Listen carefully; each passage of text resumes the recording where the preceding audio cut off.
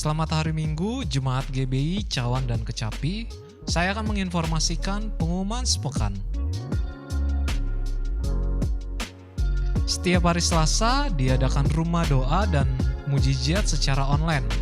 Acara akan dilakukan via aplikasi Zoom dan gereja mengundang kepada seluruh jemaat untuk dapat bergabung di rumah doa dan mujizat. Link akan diinformasikan melalui grup WA GBI Cawan dan Kecapi.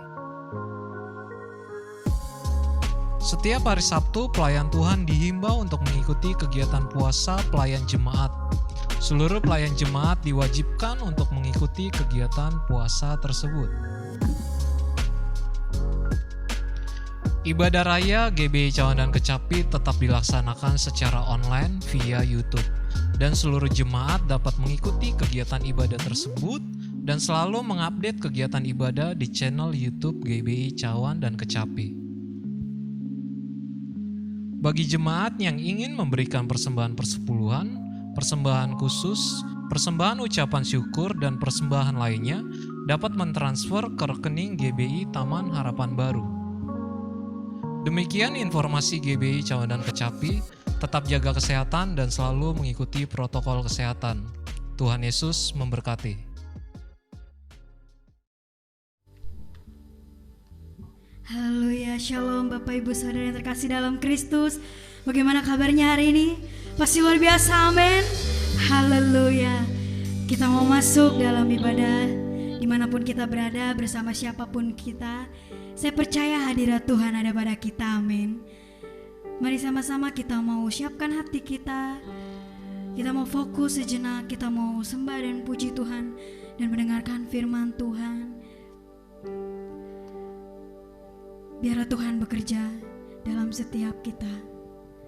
Terima kasih. Mari kita saat teduh sejenak.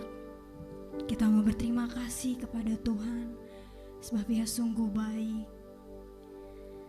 Terima kasih Tuhan, terima kasih. Sungguh Engkau baik Tuhan, kami sungguh merasakan kesetiaan-Mu Tuhan, penyertaan-Mu Tuhan. Dengan apa kami balas kebaikan-Mu Bapa? Hanya dengan memuji dan menyembah-Mu Tuhan sebagai tanda rasa syukur kami ya Bapa. Terimalah setiap pujian dan penyembahan kami ya Tuhan. Karena hanya itu yang dapat kami lakukan Yesus. Terima kasih Bapa, terima kasih Tuhan. Kau yang berkati jalannya ibadah ini Tuhan. Kami percaya damai sejahtera-Mu ada pada setiap kami Tuhan. Ada pada setiap jemaat-Mu Tuhan. Terima kasih Bapa, kami telah berdoa dan mengucap syukur. Mari sama-sama kita mau naikkan satu pujian. Selalu menyembah Tuhan. Yes Lord. Kaulah Allahku, penolong dalam kesesakan jiwaku. Kau berikanku damai dan sejahtera yang ku rindukan di dalam dunia. Kaulah yang setia, penjaga jiwa yang ada senantiasa.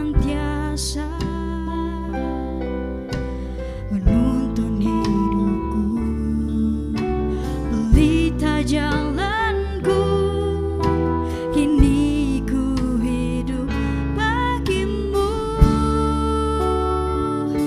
selalu menyembahmu. Jadikan dirimu tempat pertamaku, biarpun gelombang datang dalam hidup.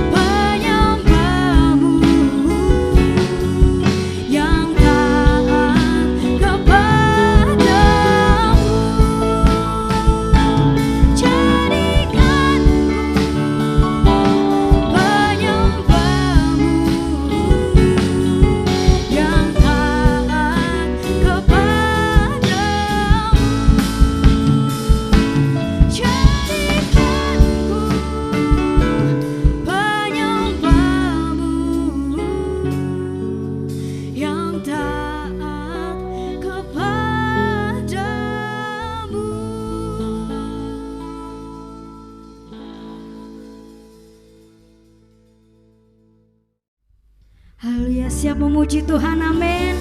Haleluya, siap katakan haleluya. Jangan lelah bekerja bersama Tuhan. Terima kasih Yesus. Tiada lelah bekerja bersamamu.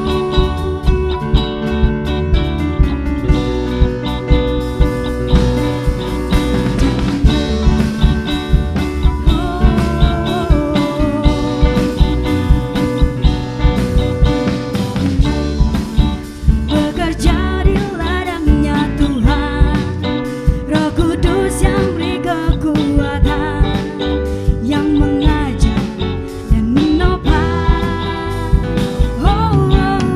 Tiada lelah bekerja bersamamu Tuhan, yang selalu mencukupkan akan segalanya. Ratakan tanda bergelombang, timbunlah tanda yang berubah, menjadi siap dibangun di atas dasar iman. Ratakan tanda bergelombang, timbunlah tanda yang berubah, menjadi siap dibangun di atas dasar iman. Katakan jangan lelah, jangan lelah bekerja di ladangnya Tuhan, Roh Kudus yang beri kekuatan, yang mengajar dan menopang. Tiada lelah bekerja bersamamu Tuhan, yang selalu mencukupkan akan segalanya. Ratakan tanda bergelombang, timbunlah tanda yang berubah, menjadi siap dibangun di atas dasar iman. Ratakan tanda bergelombang, timbunlah tanda yang berubah, menjadi siap dibangun di atas dasar iman. Ratakan tanda bergelombang, timbunlah tanda yang berubah, menjadi siap dibangun di atas dasar iman. Ratakan tanda bergelombang, timbunlah tanda yang berubah, menjadi siap dibangun di atas dasar iman, menjadi siap dibangun, menjadi siap dibangun, menjadi siap dibangun di atas dasar iman. Katakan haleluya.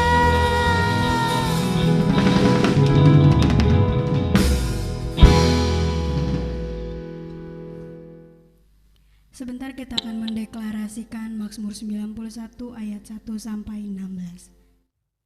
Shalom jemaat yang dikasihi Tuhan, saya undang untuk kita bersama-sama membaca Mazmur 91 ayat 1 sampai 16 dengan perikop dalam lindungan Allah.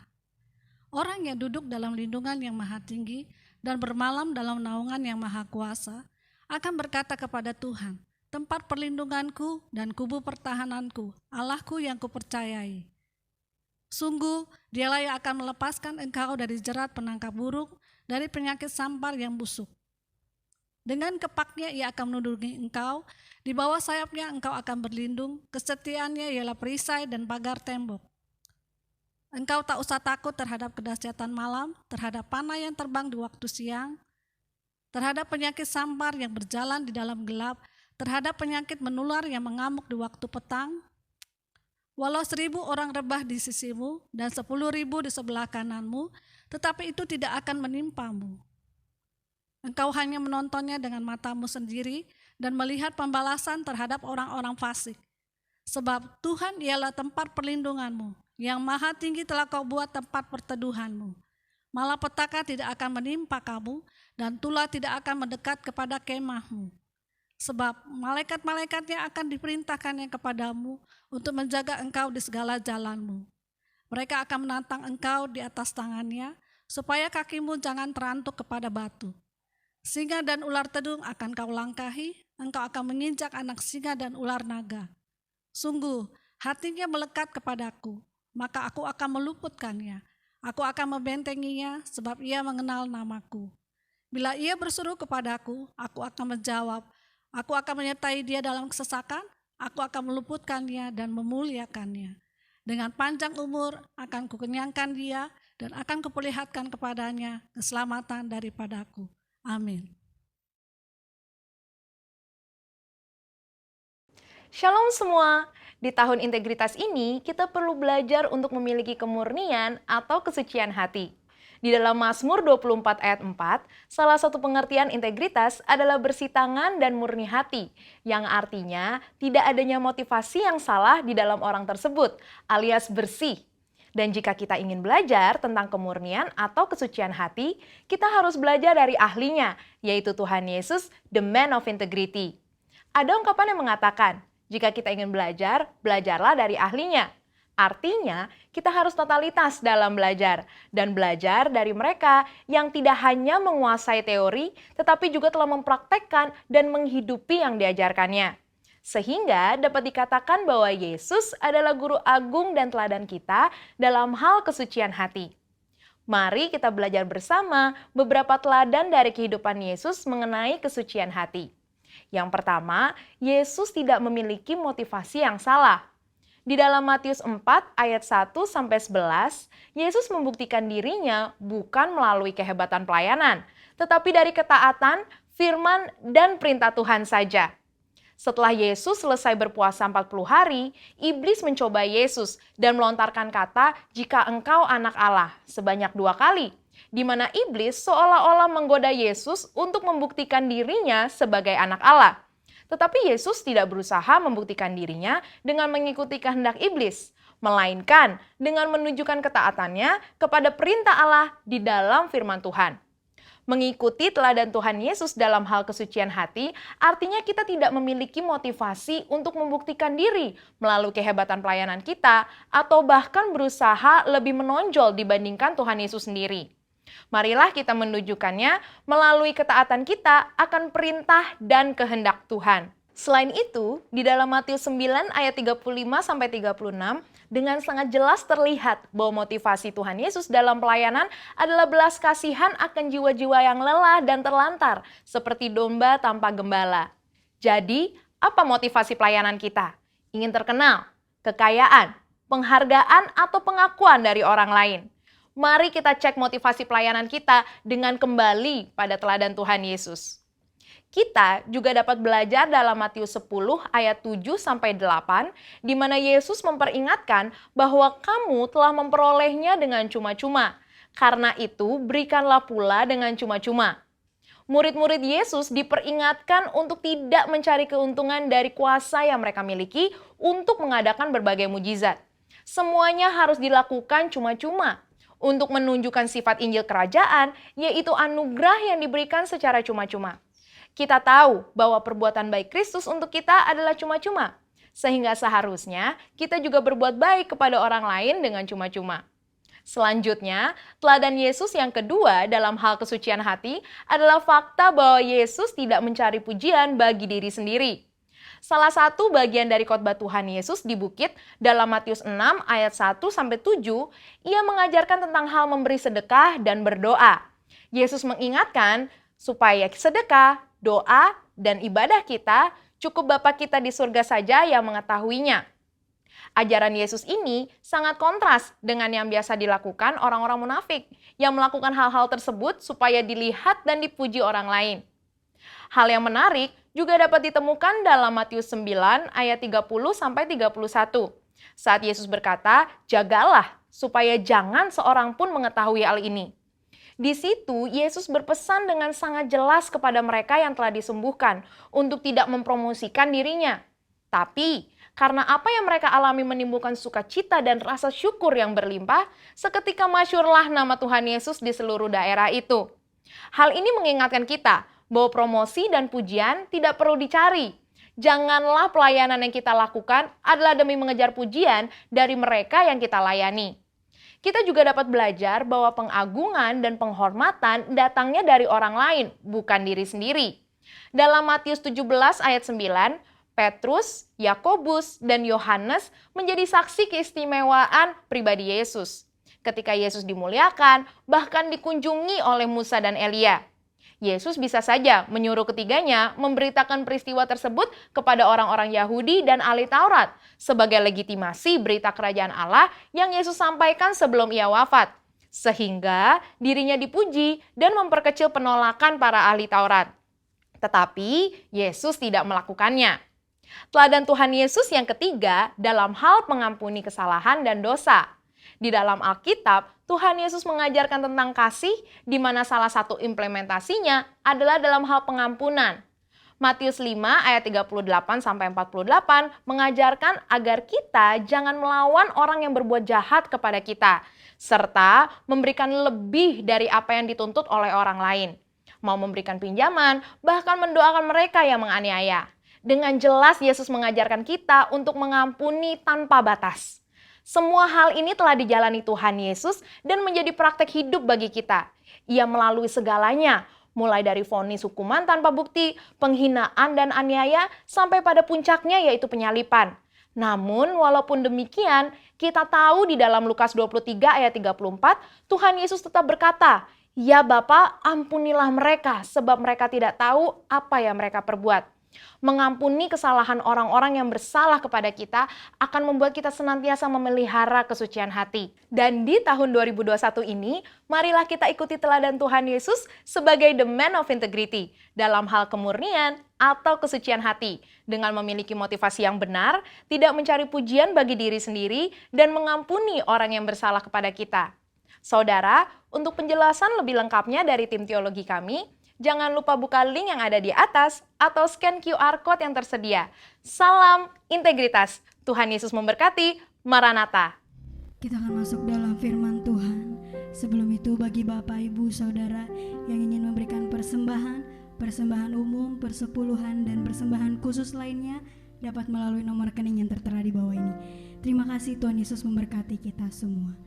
Mari sama-sama kita mau siapkan hati kita, pikiran kita untuk masuk dalam firman Tuhan.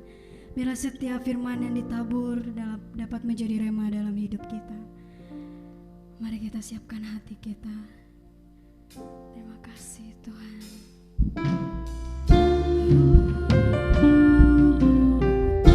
Kau yang layak terima pujian,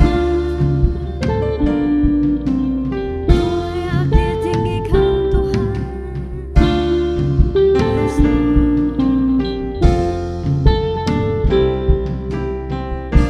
Ujilah kami Tuhan.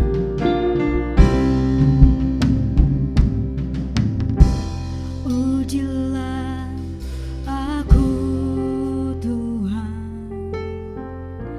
cobalah aku Tuhan, selidiki batinku dan hatiku, mataku tertuju padamu,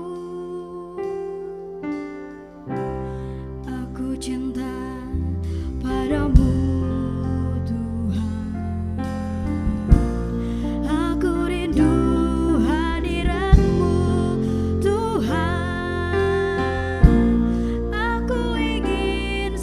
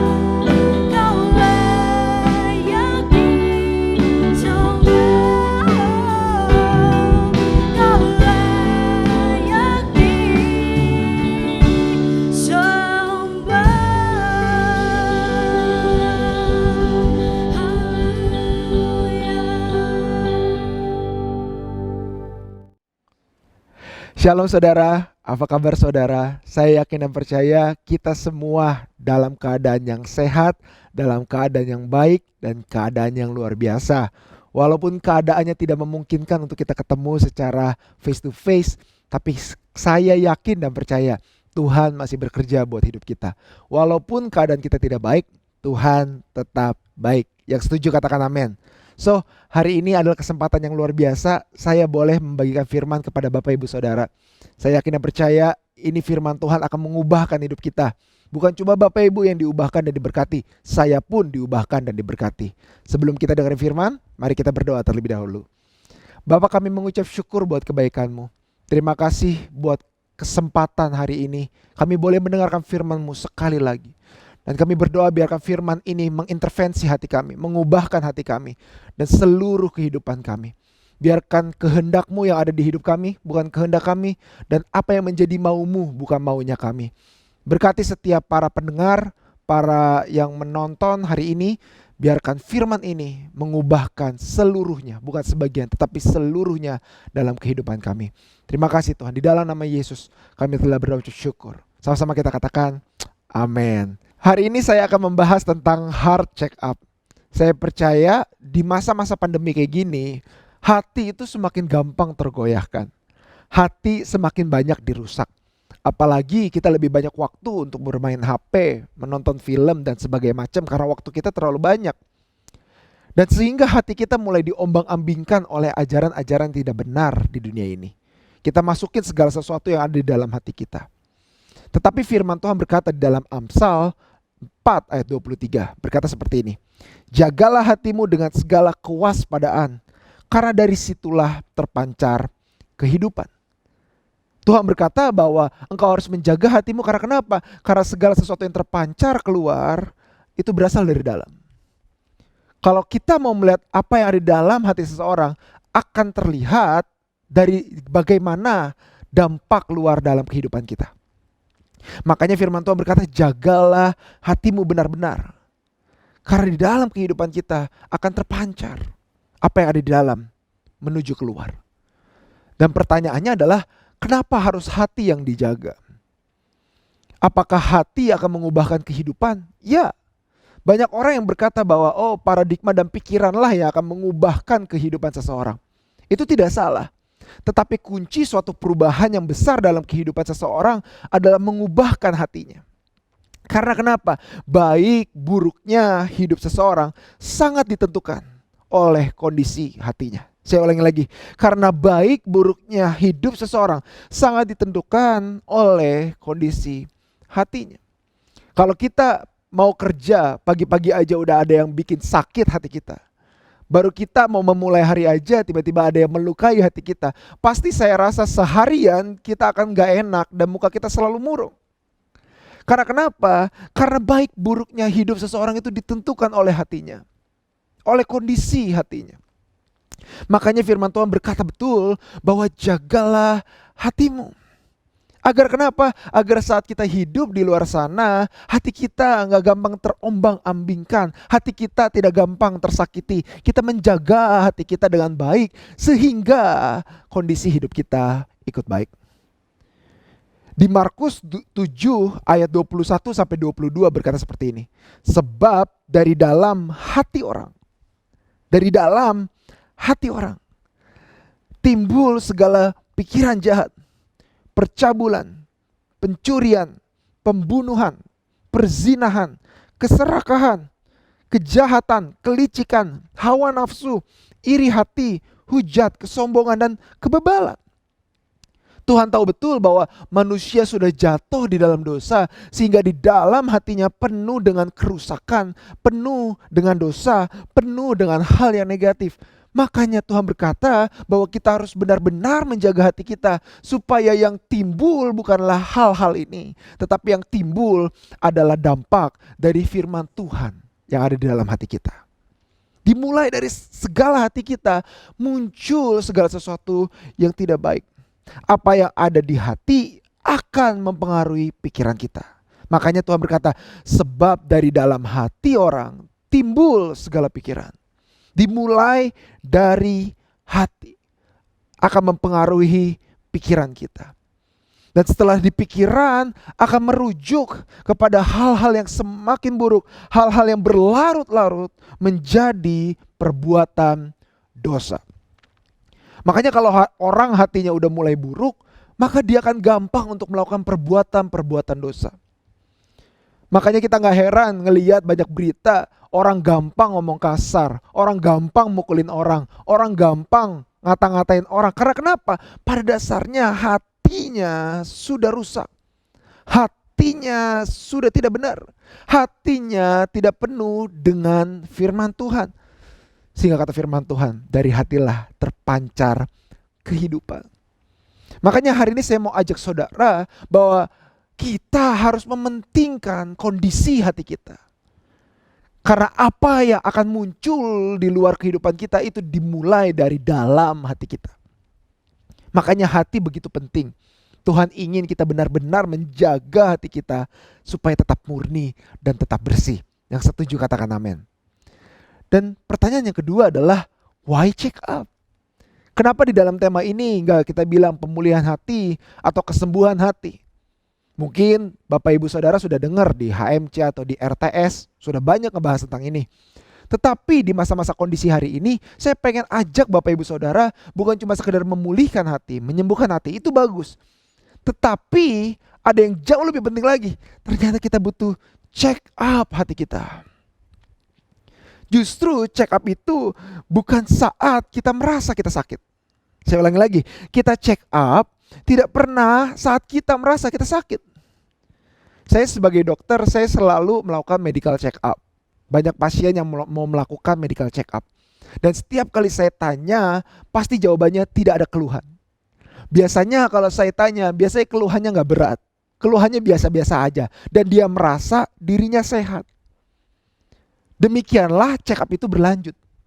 Setelah itu, baru kita cek. Kita dengar pakai stetoskop, kita foto ronsen, kita cek darah, ternyata ada kolesterol. Ternyata ada asam urat. Dia gak sadar kalau ada hal-hal tersebut sebelum dia check up. Tetapi setelah dia check up, ternyata dia menyadari bahwa di dalam tubuhnya ada yang gak benar. Demikianlah hati kita. Kita harus check up hati kita rutin. Karena kenapa? Justru di masa-masa kita tidak sadar bahwa hati kita rusak, disitulah kita harus check up. Justru saat kita merasa kita nggak biasa aja, kita merasa nggak ada apa-apa, kita nggak sakit, kita nggak kenapa-napa, justru disitulah waktu yang paling tepat untuk kita check up our heart. Supaya kita bisa tahu apa yang bermasalah di hidup kita. Kadang-kadang kita tidak menyadari bahwa hati kita begitu bermasalah. Karena kenapa? Karena kita nggak check up hati kita. Makanya kenapa mobil kadang-kadang suka mengalami penurunan, kok tambah lama mobilnya nggak cepat, tambah lama tambah mobilnya kok nggak enak. Karena kenapa? Kadang-kadang nggak di check up sehingga mobilnya nggak bisa berfungsi dengan baik. Demikian juga hati kita. Kadang-kadang kita nggak mau cek hati kita sehingga banyak ajaran dunia, banyak dosa yang kita masukkan yang membuat kita hidupnya nggak jadi maksimal. Yang buat hidup kita nggak bisa menuju kepada tujuan Tuhan dalam kehidupan kita. Karena kenapa? Kita nggak cek hati kita. Kalau kita sendiri yang ngecek, kadang-kadang kita merasa baik-baik aja. Kalau kadang-kadang kita ngecek, oh baik-baik aja, tangan saya baik, jantung saya baik, mata saya baik, semuanya baik. Tetapi coba kita biarkan Yesus untuk ngecek hati kita. Karena manusia itu cuma bisa lihat dari luar. Tetapi Tuhan melihat kedalaman hati. Kita gak bisa melihat apa yang ada di dalam. Tetapi Tuhan bisa melihat apa yang di dalam. Jujur di masa pandemi seperti ini, saya sangat rindu untuk keluar kota.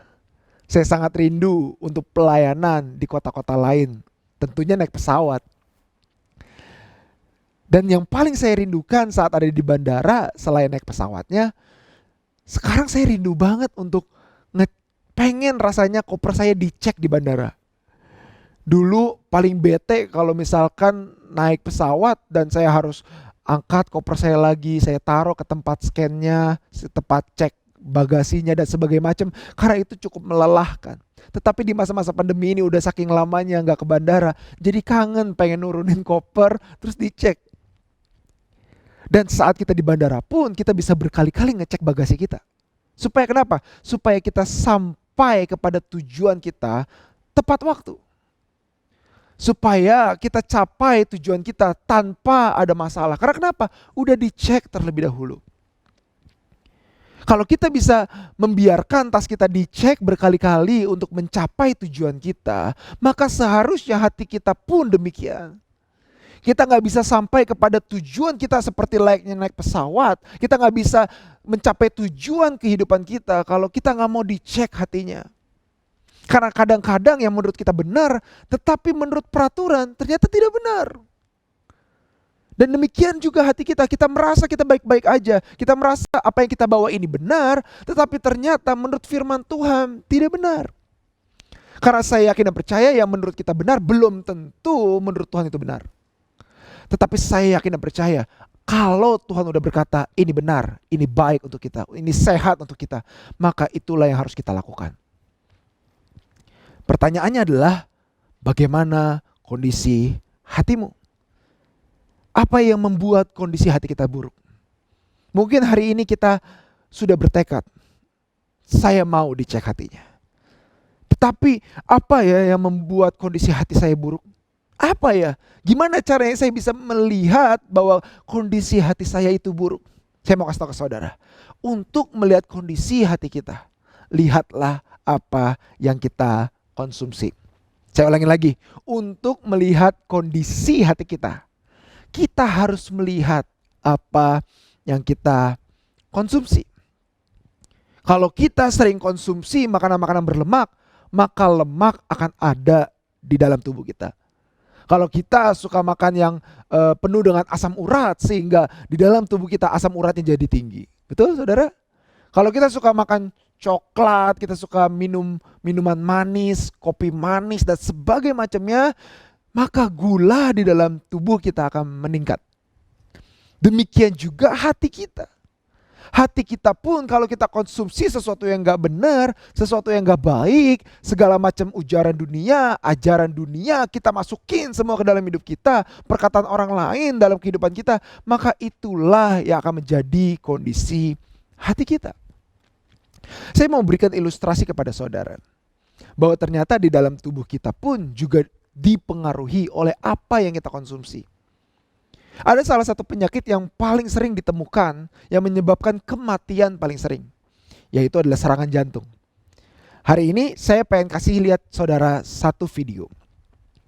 Bahwa di video ini kita melihat bahwa jantung kita sedang berdetak. Dan ini adalah aliran darah yang sehat, di mana hemoglobulin atau sel darah merah itu mengalir. Tetapi saat lemak yang kita konsumsi terlalu banyak, menyebabkan jalur di mana si sel darah merah itu menjadi terhambat, menjadi sempit. Dan lama-kelamaan yang harusnya lancar menuju ke daerah di mana dia harus memberikan darah, menjadi sempit saudara, menjadi macet. Dan gak lama kemudian dia akan menjadi pergumpalan sehingga sel darah merah ini yang harusnya mengalir menjadi stop. Dan apa yang terjadi kalau stop saudara? Yang terjadi adalah akan ada daerah di mana sel darah merah itu tidak bisa memberikan oksigen, akan menjadi mati. Demikian juga hidup kita saudara. Hidup kita akan dipengaruhi apa yang kita konsumsi. Hidup kita, kerohanian kita akan dipengaruhi oleh apa yang kita konsumsi. Kalau kita konsumsi yang jelek-jelek mulu, jangan kaget kalau kerohanian kita mati saudara. Jangan kaget kalau kerohanian kita menjadi lama semakin buruk.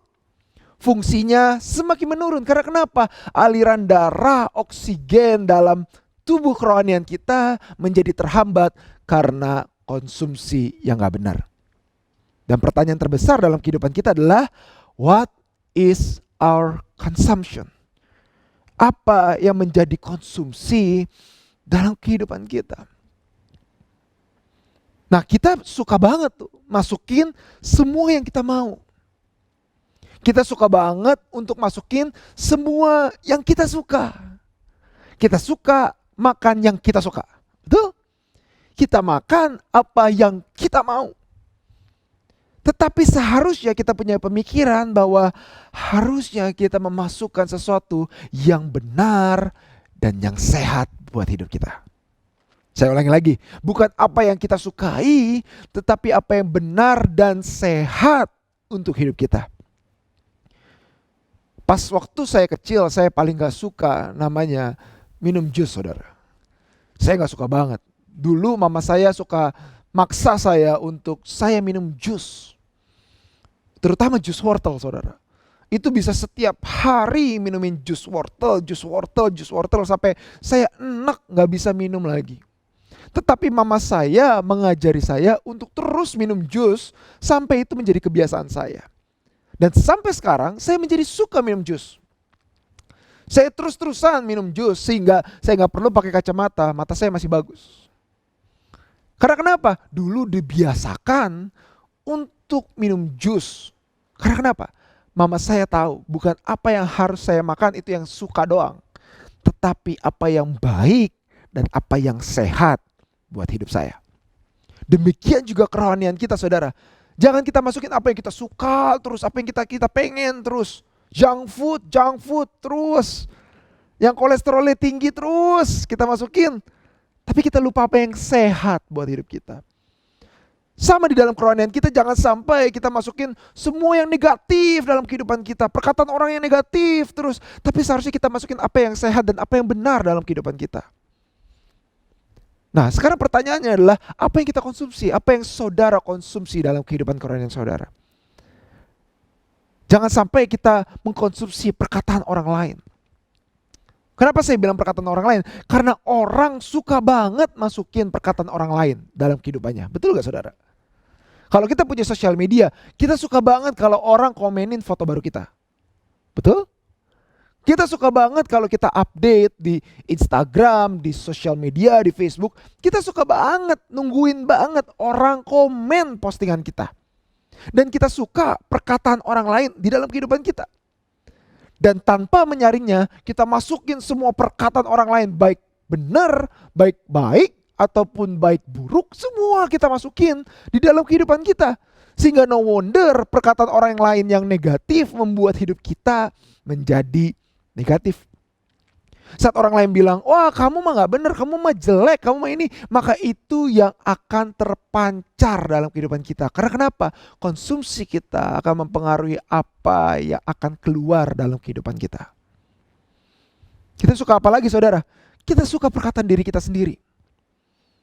Kita suka banget, saat kita underestimate hidup kita, kita rendahkan diri kita. Kita bilang, ini mah saya gak bisa, saya mah orangnya begitu, saya mah orangnya begini, dan sebagainya macam. Itulah yang terpancar dalam kehidupan kita. Sehingga saat kita mengkonsumsi perkataan kita sendiri yang menjatuhkan hidup kita, maka no wonder tidak kaget bahwa hidup kita pun semakin turun dan tidak semakin naik. Makanya hati begitu penting dan apa yang kita konsumsi sangatlah penting buat hidup kita. Apalagi yang kita konsumsi, saudara, dosa. Kita masukkan semua dosa dalam kehidupan kita. Film yang gak benar, gosip, apalagi saudara, masih banyak lain. Bohong, fitnah, judi, rokok, narkoba, seks bebas, kita masukin semua dalam kehidupan kita sehingga membuat hidup kita terpancar hal-hal yang gak benar, saudara. Kita masukin semua dan itu yang kita suka, saudara. Kita tahu dosa tidak benar, tapi kita tahu dosa itu nikmat, dosa itu enak. Tapi kita tetap konsumsi itu dalam kehidupan kita. Sehingga apa yang terjadi? Kata firman Tuhan, akibat dari dosa, upah dari dosa adalah maut, saudara. Makanya jangan kaget kalau kehidupanmu seperti maut, karena kamu mengkonsumsi dosa dalam kehidupanmu. Dan yang terakhir, kamu masukkan luka hati dalam kehidupanmu. Saat orang lain berkata, kamu gak suka, luka hati. Saat orang tua bilang, gak bener, bukan anak saya, bukan apa, kamu anak yang bodoh dan sebagainya macam, kita masukin jadi luka hati kita. Makanya no wonder kita terus turun dan tidak pernah naik. Kita terus gagal dan tidak pernah berhasil. Kita tidak pernah sukses, saudara. Makanya jangan masukin semua apa yang kita suka, saudara. Kita harus masukin apa yang benar dan apa yang baik dan sehat untuk hidup kita. Karena kenapa, saudara? Karena setiap apa yang kita konsumsi ini akan mempengaruhi hidup kita. Kita tahu betul bahwa dalam kehidupan kita itu ada 3 hal dalam kehidupan kita. Yang pertama adalah tubuh. Yang pertama adalah tubuh. Tubuh akan dipengaruhi oleh apa yang kita konsumsi, saudara. Akan dipengaruhi. Saat kita mengkonsumsi yang tadi yang saya bilang, hal-hal yang negatif dalam kehidupan kita, tubuh akan meresponinya dan akan menghasilkan dampak yang negatif pula. Apa yang terjadi dengan tubuh kita saat kita mengkonsumsi hal-hal yang gak benar, saudara? Tubuh kita akan semakin murung. Tubuh kita akan semakin banyak penyakit, saudara. Tubuh kita akan menjadi patah semangat, saudara. Makanya firman Tuhan berkata begini kan, hati yang gembira adalah obat, tetapi semangat yang patah akan mengeringkan tulang kita. Akan timbul banyak penyakit dalam kehidupan kita. Karena kenapa? Karena kita masukin semua yang kita mau. Muncul banyak penyakit. Makanya di Amsal 14 ayat 30 berkata seperti ini. Hati yang tenang menyegarkan tubuh. Tetapi iri hati, dengki, luka batin, luka hati akan membusukkan tulang kita. Makanya jangan kaget kalau kita jadi sering penyakitan. Karena kenapa? Hatinya gak sehat, saudara. Tubuh kita akan dipengaruhi. Yang kedua adalah jiwa kita, saudara. Jiwa kita jadi gak tenang, saudara. Jiwa kita jadi terdampak oleh apa yang kita konsumsi. Kalau dari psikologi, jiwa ini ada 2, saudara, dampaknya. Ada ofensif dan defensif. Ofensif seperti apa? Dia menyerang, saudara. Dia menjadi orang yang memberontak, jadi orang yang sombong, emosinya jadi gak stabil, gampang marah. Karena kenapa? Hatinya gak benar, saudara. Atau bisa juga defensif, menutup diri. Jadi tertutup, suka menyendiri, dingin, saudara. Apalagi ini yang paling bahaya, saudara, menyimpan dendam. Semuanya disimpan, minder. Jadi kenapa? Jadi gak mau terbuka, saudara. Dan yang terakhir, yang ketiga, tubuh, jiwa, dan yang ketiga adalah roh. Saat roh ini bisa terdampaki oleh apa yang kita konsumsi, apa yang terjadi, saudara? Rasanya kita jadi susah untuk mengasihi Tuhan. Kita jadi susah untuk menerima kasih karunia Tuhan. Kita merasa kita gak diampuni, saudara. Kita merasa kok doa saya gak didengar-dengar oleh Tuhan. Kok persembahan saya gak diterima oleh Tuhan? Kok persembahan saya ditolak oleh Tuhan? Karena kenapa? Bukan berarti tandanya Tuhan benar-benar tidak dengar doa kita. Bukan berarti tandanya Tuhan benar-benar tidak terima persembahan kita. Tetapi karena pikiran kita, hati kita, kondisinya tidak baik, saudara.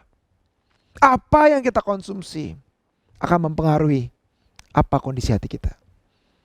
Jangan sampai 3 hal ini, tubuh, jiwa, dan roh, kita berikan kepada iblis.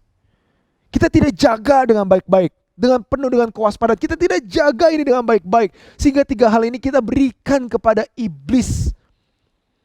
Saya mau kasih tahu saudara bahwa saat kita memberikan 3 hal ini kepada iblis, kita tidak menjaganya dengan baik, dengan kewaspadaan, itu sama seperti kita membunuh diri kita sendiri. Saat kita membiarkan 3 hal ini diusik oleh iblis, kita membiarkan hati kita tidak dijagai dengan baik, itu sama seperti kita membunuh diri kita sendiri. Makanya firman Tuhan berkata bahwa pencuri datang untuk mencuri, membunuh, dan membinasakan. Tetapi Yesus datang untuk supaya kita mempunyai hidup, dan hidup penuh dengan kelimpahan. Pencuri gak butuh pintu yang besar, saudara, untuk masuk dan mencuri. Dia hanya butuh jendela yang lupa dikunci. Dia cuma butuh celah yang kecil supaya dia bisa merusak hidup kita. Dia mencuri itu berarti tandanya sesuatu yang kita tidak sadari bahwa itu hilang dalam kehidupan kita. Makanya firman Tuhan berkata di Amsal, jaga hatimu dengan segala kewaspadaan. Jaga apa yang kita konsumsi, jaga apa yang kita lihat, jaga apa yang kita dengar, jaga apa yang kita perkatakan. Karena kenapa? Dari situlah terpancar kehidupan. Jangan sampai kita merasa, oh ini masalah kecil, biasa aja. Sehingga kita lupa bahwa pencuri itu akan mencuri sesuatu yang kita tidak sadari. Hari ini saya mau ajak saudara, jangan sampai kita memberikan 3 hal ini kepada iblis. Kalau enggak, itu sama aja kita membunuh diri kita sendiri. So, apa yang kita harus lakukan? What should I do? Apa yang harus saya lakukan, Dre? Apa yang saya harus lakukan? Saya mau beritahukan. Yang kamu harus lakukan supaya hatimu benar, yang paling pertama adalah forgiveness is a potion. Kamu harus tahu bahwa pengampunan adalah obatnya. Pengampunan ini bukan berbicara cuma sekedar kamu mengampuni orang lain. Itu juga benar. Tetapi hal yang paling pertama sebelum engkau mengampuni orang lain adalah engkau menerima pengampunan daripada Tuhan. Hari ini kalau kamu sadar bahwa hatiku sudah tidak benar. Kalau hari ini Bapak Ibu sadar, saudara-saudara sadar bahwa hatimu tidak baik. Hari ini mintalah pengampunan daripada Tuhan. Saya yakin dan percaya Dia adalah Allah yang setia, Allah yang adil. Dia tidak akan meninggalkan kita dan memberikan pengampunannya kepada hidup kita. Dan yang kedua, ampunilah dirimu sendiri. Sadari bahwa dirimu tidak sempurna. Sadari bahwa dirimu tidak mampu. Sehingga kamu semakin berserah kepada Tuhan. Sehingga kita semakin berserah kepada Allah. Dan yang terakhir, yang ketiga, ampuni orang lain. Saat tadi ada perkataan orang lain yang gak benar, ampuni dia. Saat ada luka batin yang muncul dalam hati kita karena orang lain, ampuni dia. Sehingga apa? Sehingga obat itu ada di dalam kehidupan kita. Matius 6 ayat 14 sampai 15 berkata seperti ini. Karena jikalau kamu mengampuni kesalahan orang, Bapamu yang di surga akan mengampuni kamu juga. Tetapi jikalau kamu tidak mengampuni, nah ini kuncinya saudara. Tetapi jikalau kamu tidak mengampuni orang, Bapamu juga tidak akan mengampuni kesalahanmu. Hari ini saya mau ajak saudara untuk ampuni dirimu sendiri dan ampuni orang lain. Setelah kamu menerima pengampunan yang besar dari Tuhan di dalam kehidupan kamu, karena pengampunan yang terlalu besar membuat kamu bisa mampu untuk mengampuni orang lain. Karena pengampunan yang kita lakukan, pengampunan yang dikerjakan oleh kita, itu kita lakukan bukan untuk orang lain saja, tetapi untuk kita sendiri, dipulihkan dan diampuni. Yang paling pertama yang harus kita lakukan adalah forgiveness is a potion. Sadari bahwa pengampunan adalah obatnya. Yang kedua, ini yang paling penting saudara. Check your meals and make it your habits. Cek makanan kita. Cek apa yang kita konsumsi. Dan buat itu menjadi habit yang baik. Kalau meals kita, makanan kita, apa yang kita konsumsi sudah baik, jadikan itu habit. Karena apa yang kita konsumsi itulah hasil dari hati kita. Dan apa yang ada di hati kita akan memancar seluruh kehidupan kita. Dan saya mau kasih tahu kepada saudara bahwa the best meals of your heart, the best meals for your heart is a word of God. Makanan dan konsumsi yang paling baik untuk hati kita yaitu firman Tuhan. Mungkin rasanya capek untuk baca firman Tuhan. Mungkin rasanya bosan. Mungkin ini seperti makanan yang gak enak dan yang kita gak suka. But it's a healthy food for our heart. Itu adalah makanan yang sehat buat hidup kita. Hari ini saya mau tantang saudara. Di masa pandemi ini, marilah kita masukkan firman Tuhan lebih banyak dalam kehidupan kita. Supaya kenapa? Itu seperti mendetoks seluruh hati kita. Sehingga kuman, virus, kotoran, atau apapun itu yang ada dalam hati kita disingkirkan. Karena firman Tuhan memiliki porsi yang lebih banyak dibandingkan apa yang kita masukin dari dunia. Jadikan itu habit saudara. Karena saya percaya walaupun gak enak, tapi kalau itu udah jadi habit, maka itu akan kita lakukan terus menerus terus menerus. Kalau dosa kita lakuin terus akan jadi habit, saudara. Tetapi kalau firman Tuhan kita paksakan untuk masuk, kita baca walaupun kita capek, walaupun kita gak suka, walaupun ini gak enak. Tapi kalau itu kita lakuin itu terus menerus, saudara, itu akan menyehatkan hati kita. Because the best meals for your heart is a word of God. The best meals of my heart is a word of God. Dan yang terakhir, saudara, kalau engkau merasa saya udah gak memiliki hati yang baik, hati saya begitu buruk, hati saya rasanya gak bisa diubahkan lagi. Dengar, saudara, di Yehezkiel 36 ayat 26 berkata seperti ini. Kamu akan kuberikan hati yang baru dan roh yang baru di dalam batinmu. Dan aku akan menjauhkan dari tubuhmu hati yang keras. Dan Tuhan akan memberikan hati yang taat. Dengar, saudara, tidak ada yang mustahil bagi Tuhan. Tidak ada yang tidak mungkin bagi Tuhan.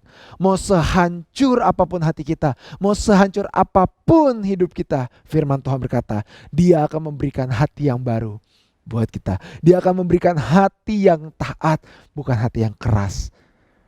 Dan kalau engkau berkata seperti itu, kayaknya hatiku tidak bisa diubahkan lagi. Dengar baik-baik, memang tidak bisa diubahkan oleh manusia, tetapi Tuhan bisa mengubahkan. Tuhan bisa memperbarui hati kita. Renew your heart. Perbarui hatimu. Tidak ada kata terlambat untuk diubahkan, saudara. Tidak ada kata terlambat. Mumpung Tuhan Yesus belum datang kedua kali, hari ini ubahlah hatimu. Minta Tuhan ubah seluruhnya. Jangan setengah-setengah. Ubah sepenuhnya, ya Tuhan. Aku ingin hatiku diubahkan sepenuhnya. Aku ingin hatiku Engkau intervensi semuanya. Jangan setengah-setengah, ya Tuhan. Tetapi seluruh hatimu diubahkan oleh Tuhan. Kata firman Tuhan, tidak ada yang mustahil bagi Tuhan. Yang pertama, forgiveness is a potion. Yang kedua, check your meals and make it your habits. Yang ketiga, perbarui hatimu. Apakah berarti tandanya cuma cukup sekali kita mengubahkan hati kita? Tidak, saudara. Kata firman Tuhan, jagalah hatimu. Berarti tandanya setiap hari, setiap waktu kita harus cek hati kita, menjagainya dengan baik-baik, agar apa yang di dalam hati kita, yaitu firman Tuhan yang terpancar dalam kehidupan kita. Mari kita berdoa, saudara. Hari ini kami percaya bahwa hati kami telah diubahkan oleh Tuhan. Kami percaya bahwa hati kami telah dibaharui oleh Tuhan. Dan kami percaya hidup kami adalah hidup yang baru. Hidup yang tidak pernah sama lagi. Hidup yang tidak pernah gagal lagi. Hidup yang tidak semena-mena kami masukkan semua dalam kehidupan kami. Tetapi hidup yang sesuai dengan firman Kristus. Kami pengen cek hati kami, Tuhan. Kami pengen terus jaga hati kami. Walaupun di masa pandemi seperti ini, kami terus menjaga hati kami dengan segala kewaspadaan. Terima kasih ya Bapa, buat hati yang baru, hati yang taat. Hari ini hamba-Mu berdoa buat setiap yang menonton tayangan hari ini. Biarkan Tuhan mengubahkan seluruh hatinya sekarang juga di dalam nama Yesus. Menjadi hati yang baru, hati yang taat, hati yang mau dengar-dengaran oleh firman Kristus. Di dalam nama Yesus kami telah berdoa mengucap syukur. Amin.